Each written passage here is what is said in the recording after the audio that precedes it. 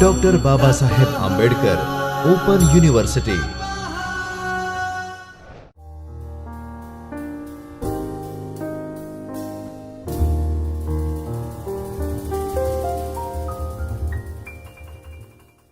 Welcome to Baba Saheb Ambedkar Open University.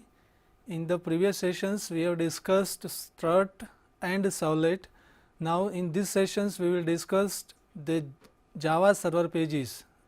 Java server pages is a technology which helps users and programmers to build a dynamic web application. It is very efficient, and using this JSP we can really build a really efficient and dynamic web application.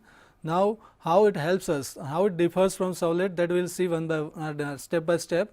So generally JSP embeds a Java code in a HTML file. That means a single file may have a HTML code along with a Java code.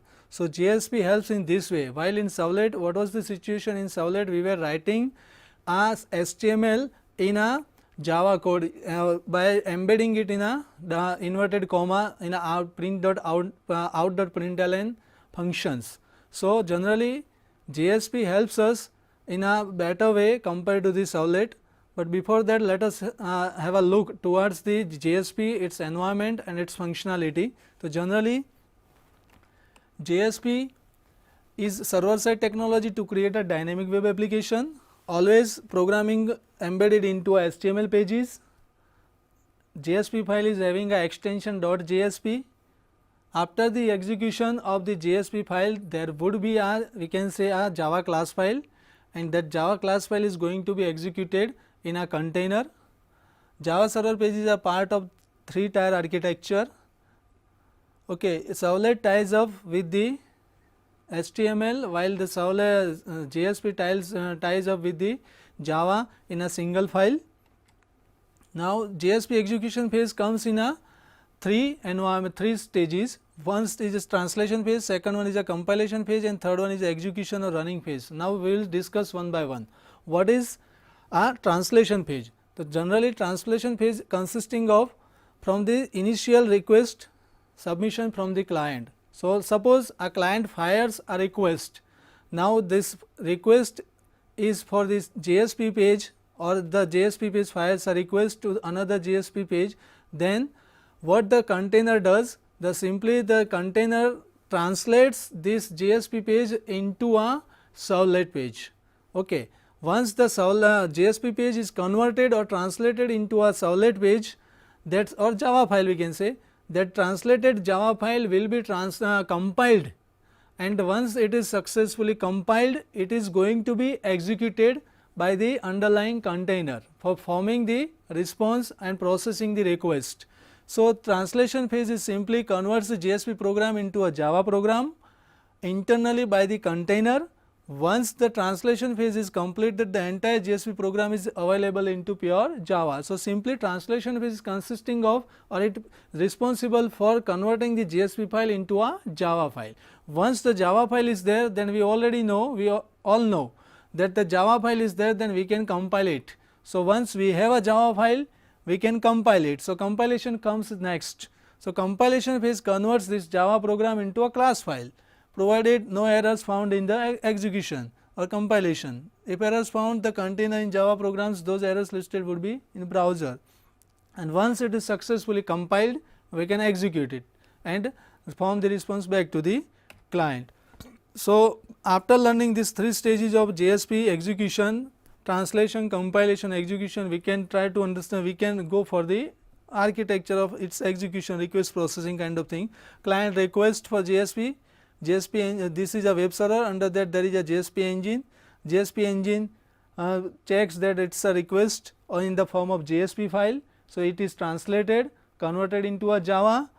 It is ultimately a servlet file, Java file or servlet file, we can say. A servlet will be compiled, executed, and the response will be formed and sent back to the client. Then JSP, actually we already discussed that how it works. So no need to discuss it again. JSP, as we already discussed the servlet life cycle the same way, because ultimately JSP is a translated or converted servlet file in short. Okay, we have to say then it is translated, compiled and executed. The JSP is translated into a servlet. So JSP also passes from different life cycle stages, and they are same as the servlet, like JSP init, JSP service and JSP destroy. They work same as the servlet was working. That when the servlet when the JSP is converted into a servlet and it is loaded into the memory, the init will be called to initialize it, then after the service method will be invoked to serve the request, and once it is unloaded from the container, the destroy method will be called to destroy it. Okay. So, after learning the concept and understanding the JSP, that JSP simply helps us to build a web based program to perform the request and response from client.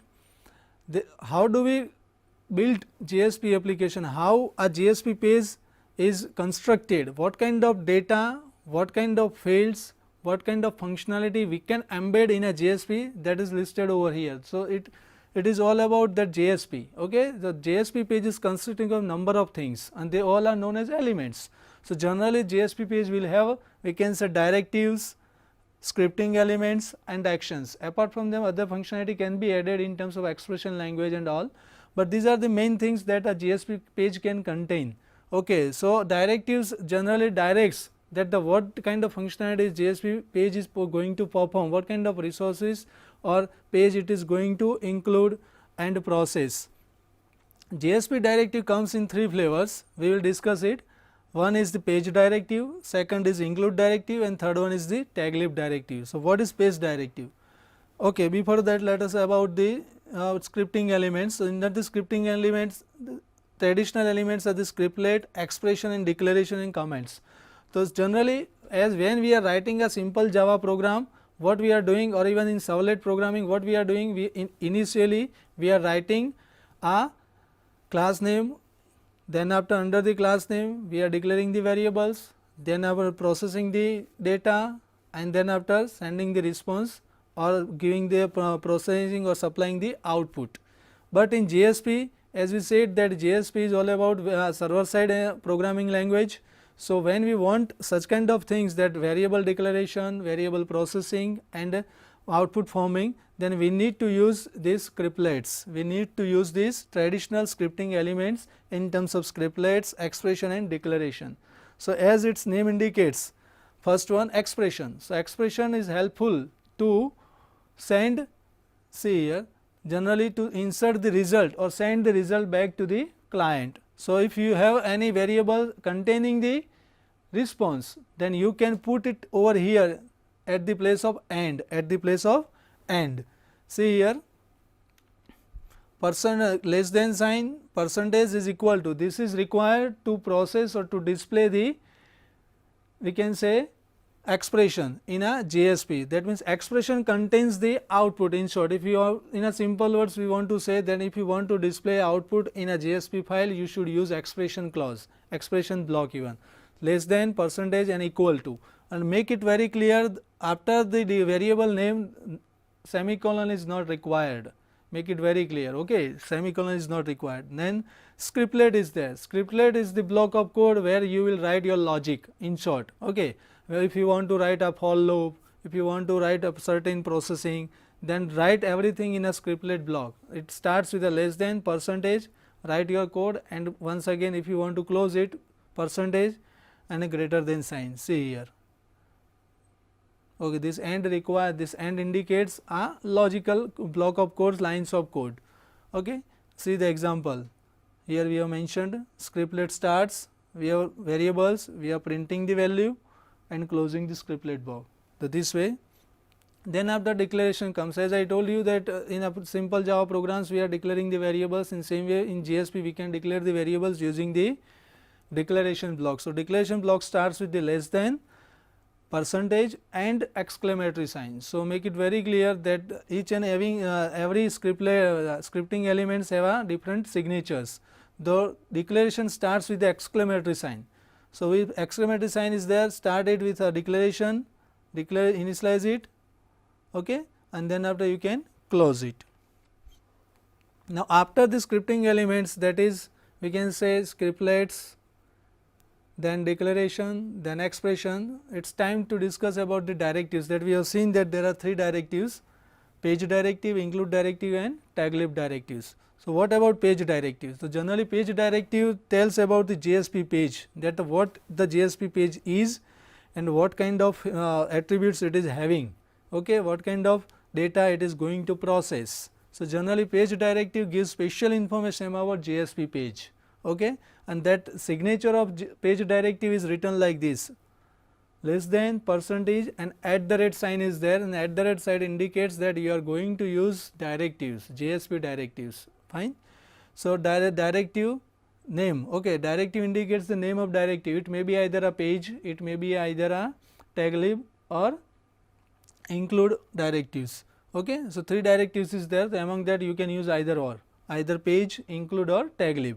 So, percentage, @ the directive name, and then after its attributes and their value. Let us have example, first one, page if you are using page directive. So, page directive is having number of attributes, okay. Let us see one by one. The first attribute is import.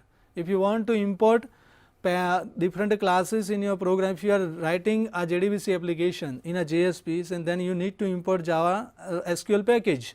So, you have to import this SQL package, okay, because in a simple Java program we are writing import java.sql.star, but in JSP you can't write import statement.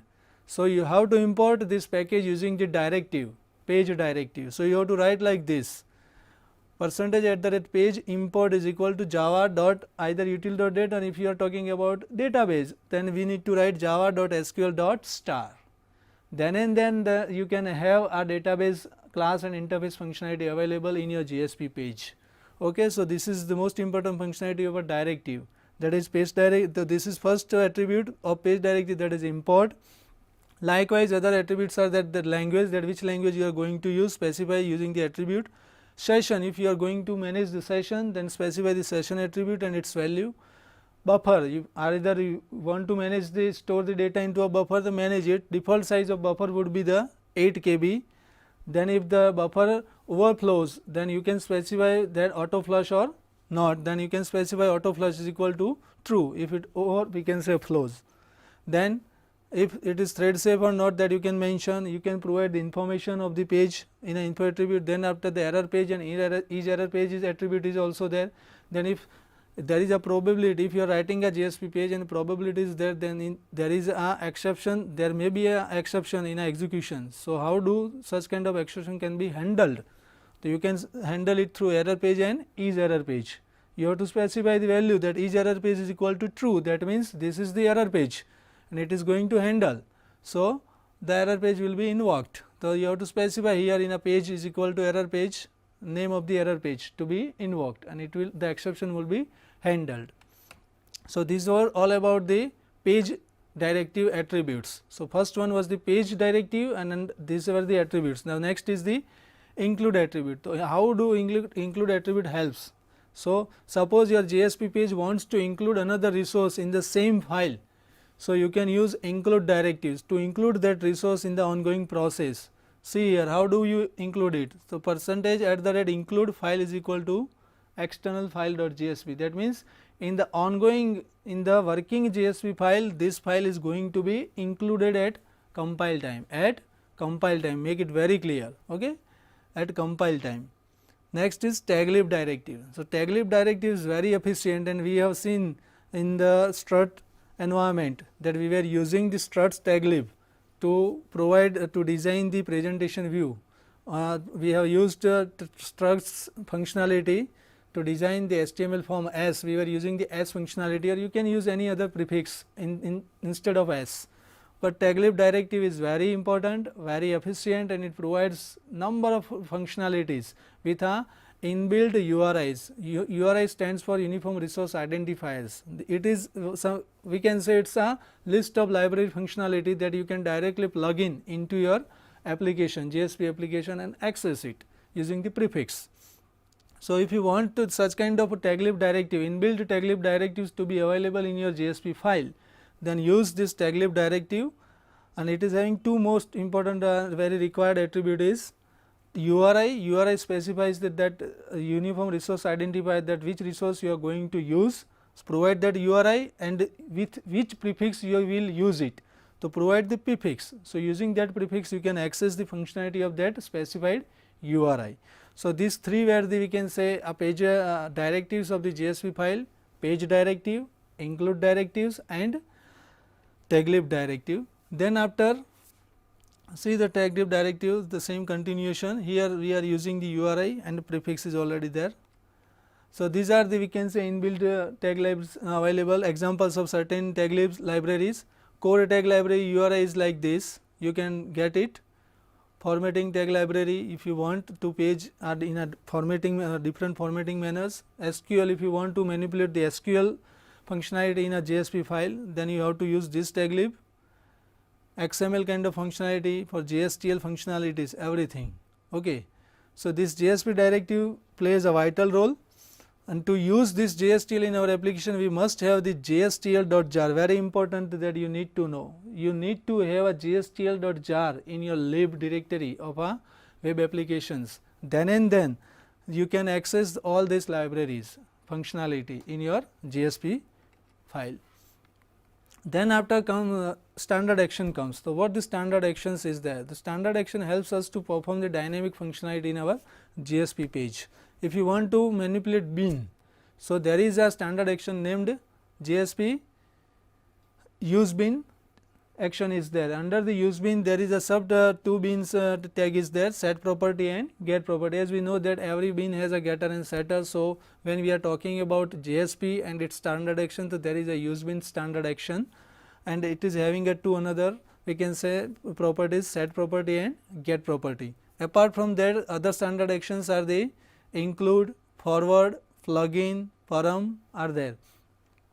Okay. Now, next first one is include. So, what include is? So, we have already seen one include in a directive, page directive, we were writing include, that means it was all about compilation time. So, sometimes what happens, we need to import, we need to include resources at compile time. So, in such situation you should add it into add it as a directive, while if you need certain resources at runtime you should use standard action include.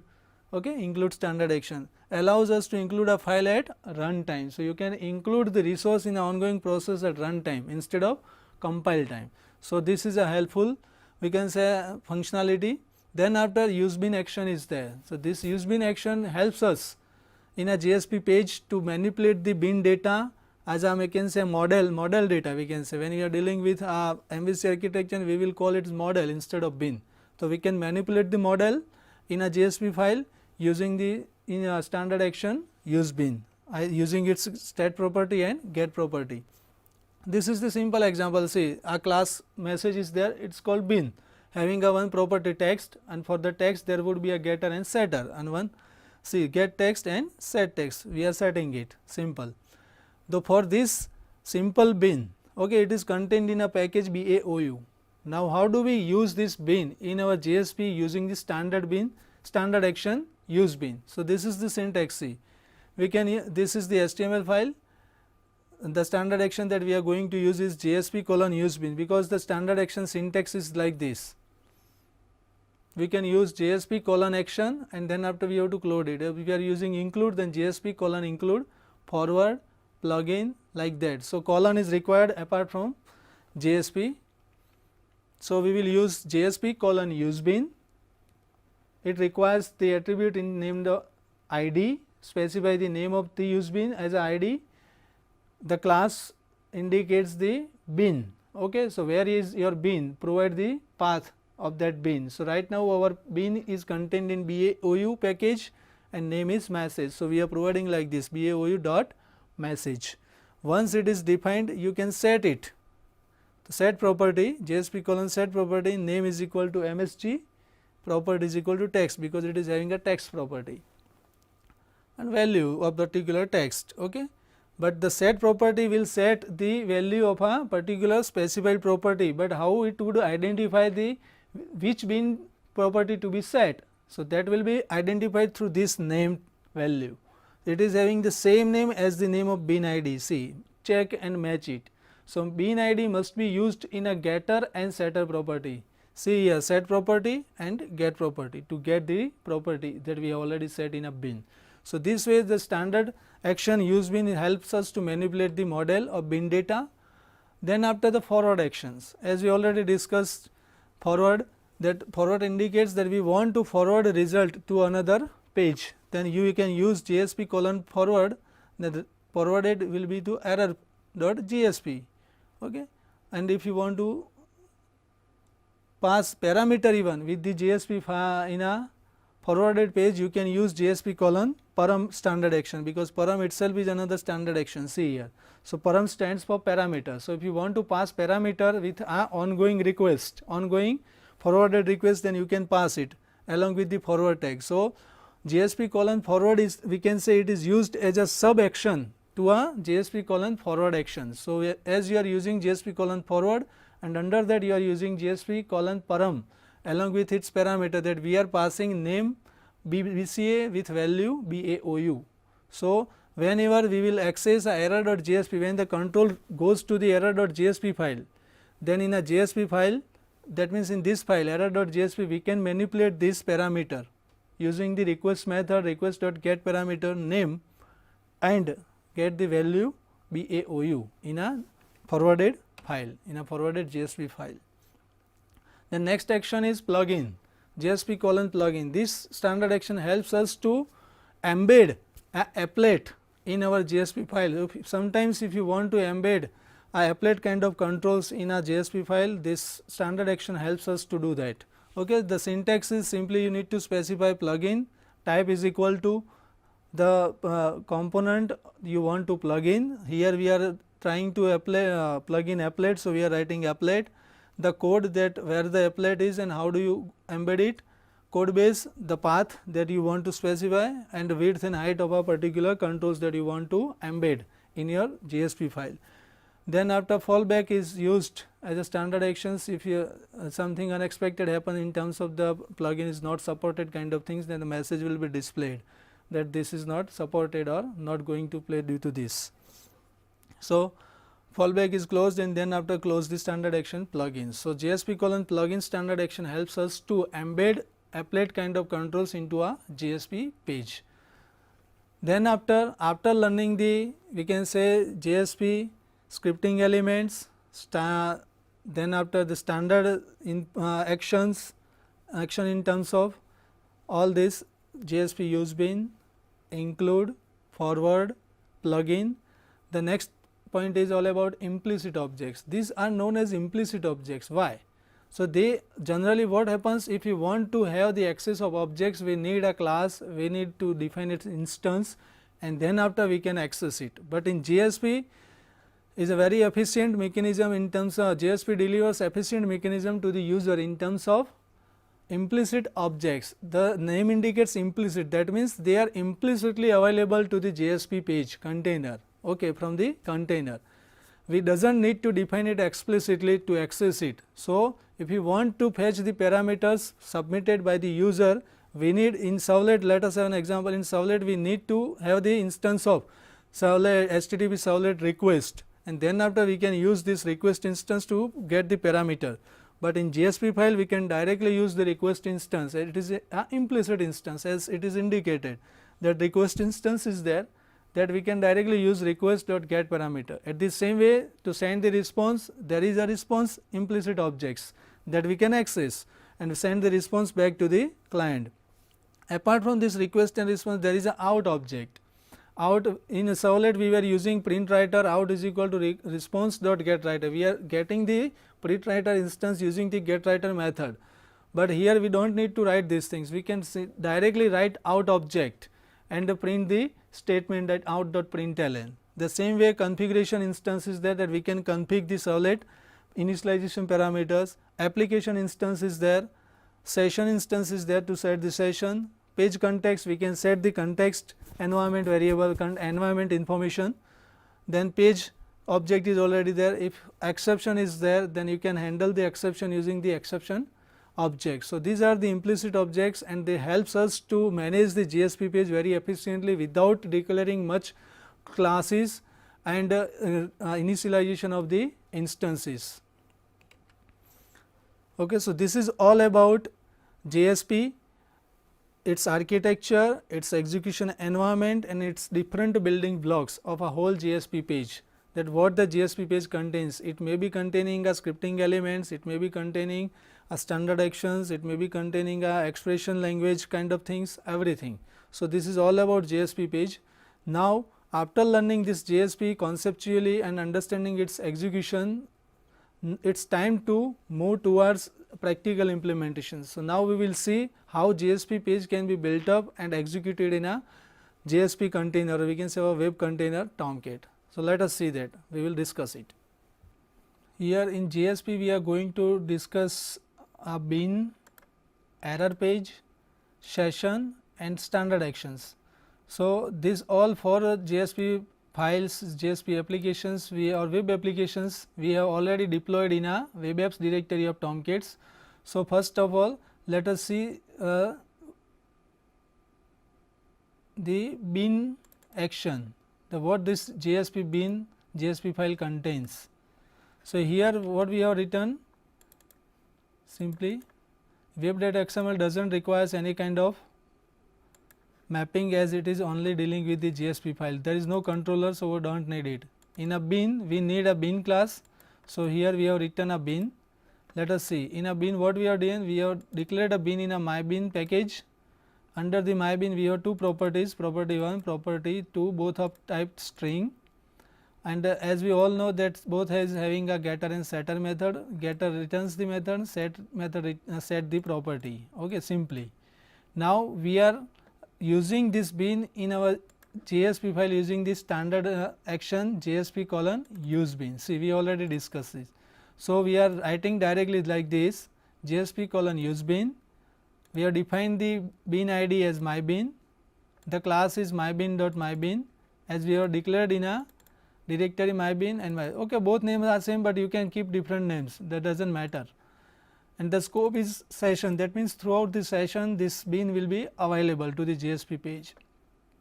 Under the use bin we are setting the property C, MyBin, which bin, then ID, MyBin, property is name, that we are setting the this name property.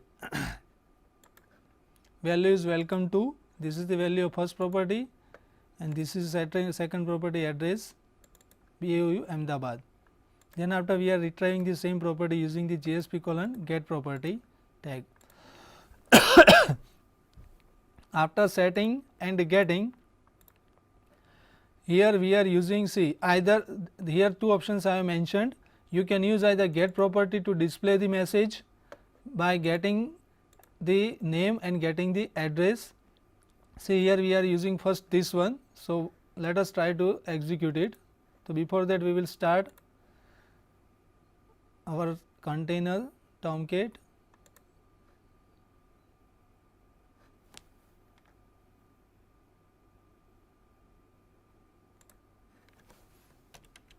We will log in using our ID and password in a container.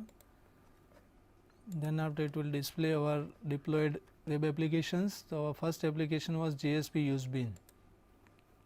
Once you will execute, see here it displays the message welcome to BAU Ahmedabad.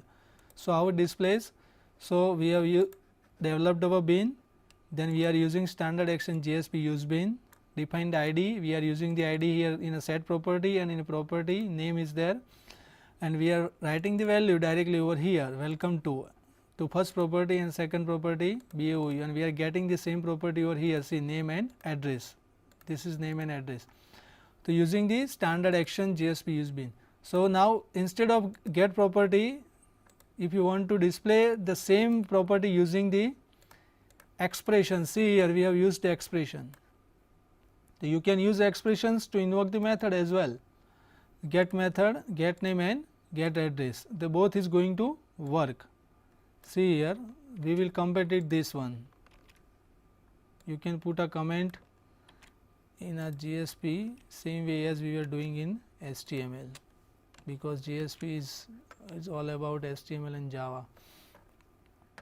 So, once now we have a JSP expression, we are using JSP expression percentage equal to, and then after we are using the bin ID to invoke the get method, get name method and get address method of the bin. See here we have a getter and get name and get address method. So, that will be invoked and this will return what we have set as a value, same thing. So, simply we will save it and compile it. Output would be this one, welcome to address is this one, because we have written a static text, the name is, the address is. So, after executing and understanding this application, one another thing that I want to mention is, in a servlet what we were doing, if we are updating a servlet file, it was required to recompile the servlet, but here you might have noticed that I have changed this by commenting these 2 lines and activated these 2 lines. I just simply saved it, never went for recompilation or restarted the server. So, this is the biggest difference between servlet and JSP, that whenever we are updating a JSP file, we does not need to recompile it until and unless it is, we can say, a business logic is there in terms of pure Java code. But if only it is dealing with the JSP tags and HTML, then we only need to save it, it is going to be reflected immediately. So, this is the biggest benefit of JSP, that it does not require to recompile the file again and again. So, this is the first program of, we can say, JSP standard action use bin. Now, we will move towards the next concept, that is, let us say about error page, as we have discussed the error attributes.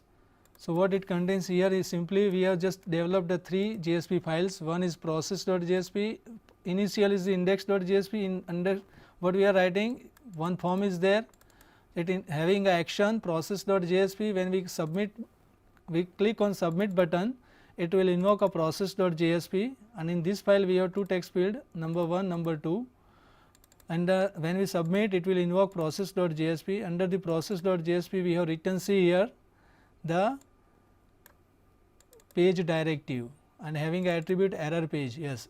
So, if it is error page, then it is having a which error page to be invoked, error.jsp. So, what we are writing, we are retrieving the values from this index.jsp number 1 and number 2 here, the number 1 request.getAppita. See here, in a JSP file we are using this request, it is an implicit object we have discussed. So, we does not need a request interface to initialize it, we directly access it. So, these are the benefits that JSP delivers to us. Request.getParameter number 1, as it is mentioned here, and number 2 request.getParameter number 2, both are in a number 1 and number 2. Then after we are parsing it to convert into integer, then we are dividing it A by B, and answer is returned to C, and the division of this is printed here. See, out is also implicit objects we are using. So, this is the return result. Now, suppose what happens, what I mean to say is here, that suppose we want to divide this A with a B, and if I will pass B as a value of B is 0, then what will happen, we will try to divide a value by 0, this is not possible in maths. So, that means exception will be raised. So, that exception will be, that means error. So, we already mentioned that if error is there, then the error page error.jsp will be invoked, and this page is having a exception, as we can say mentioned. So, it will display the exception, and here we have mentioned that page is error page, that means we have specified that yes, this is the error page and error page is true by mentioning value true. Let us test it and you will understand the mechanism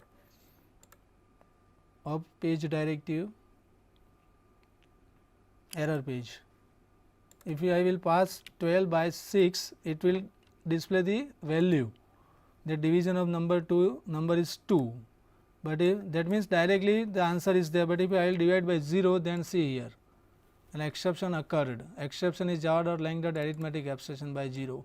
So, this is all about error page and error page attribute of a page directive. So, this was all about that concept. The next concept that we can discuss is all about standard actions, login, success, index. We have 3 files, let us see what they are containing.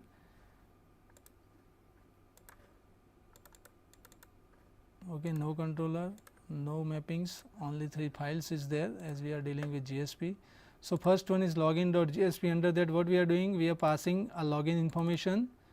Okay, index.html is a form having a form with a name login, action is login.jsp, method is post. Under that we have two fields, username and password. When we click on submit button, these two fields with a value will be forwarded to the action login.jsp.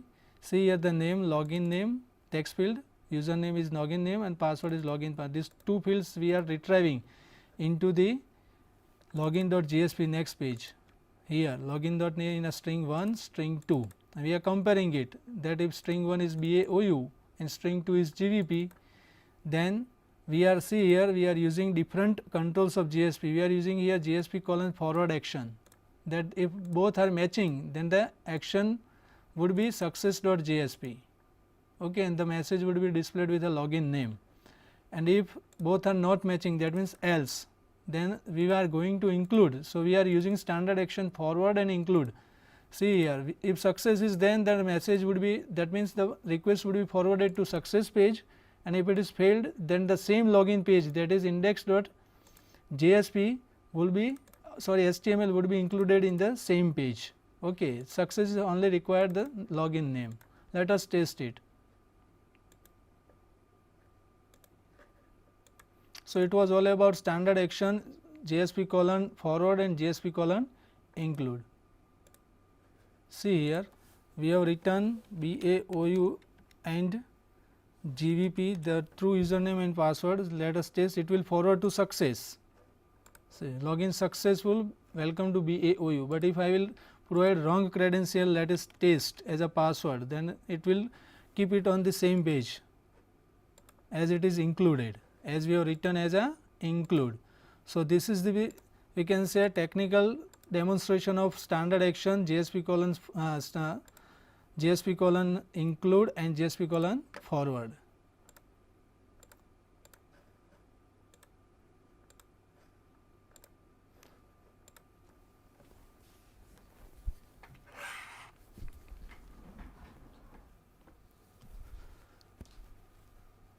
So, after discussing the JSP and its inbuilt components and controls and visualizing the practical implementation of different terminologies, after learning this JSP concepts, you will build a JSP page in a web application with a more efficient manner compared to the servlet and other concepts, as servlet can be used as controller, but in the front as visual as presentation layer JSP plays a vital role. Thank you very much.